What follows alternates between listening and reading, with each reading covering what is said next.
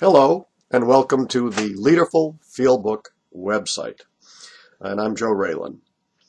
Since you've found this short video already, most likely you've been exploring the site, which we hope to update every so often to give you some of the emerging news in the world of leaderful practice. Of course, the main purpose of the site is to help you improve your change agency in creating leaderful groups, organizations, and networks.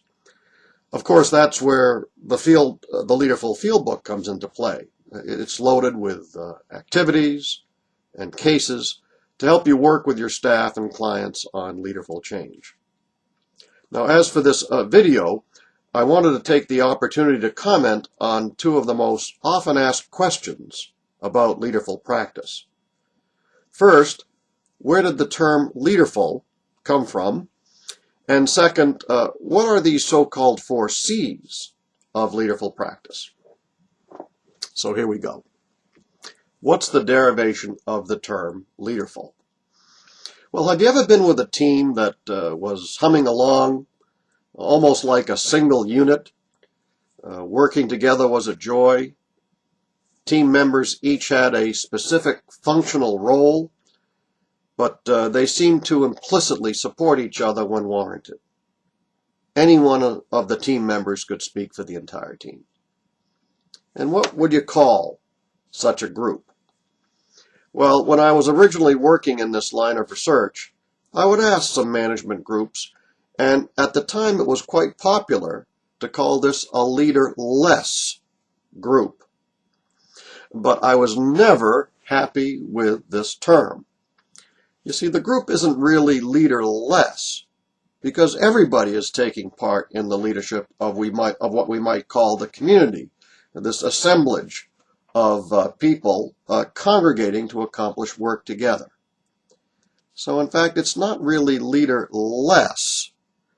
It is leaderful because it's a community not deprived of leadership, but it's full of leadership since everyone can share in the experience of serving as the leader, not sequentially, by the way, but both concurrently and collectively. In other words, they're leaders at the same time and all together. Now, what about this next question? What are these so-called 4 C's of leaderful practice?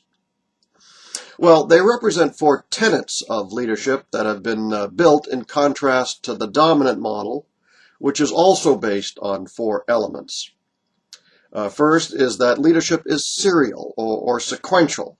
People take turns being the leader.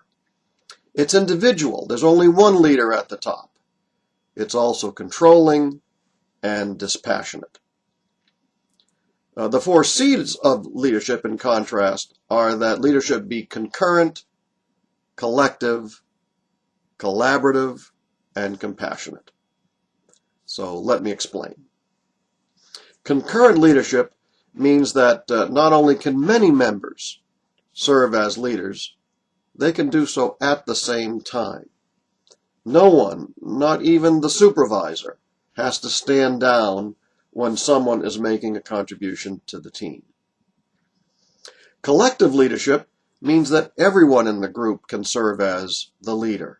The team is not dependent on any one individual to mobilize action and make decisions for everybody else.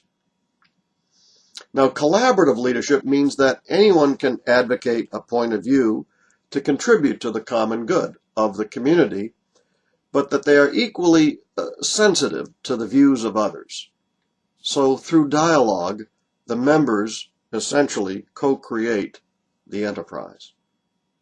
Finally, in compassionate leadership, members commit to preserving the dignity of every single member of the team, regardless of his or her background, standing, and certainly regardless of point of view.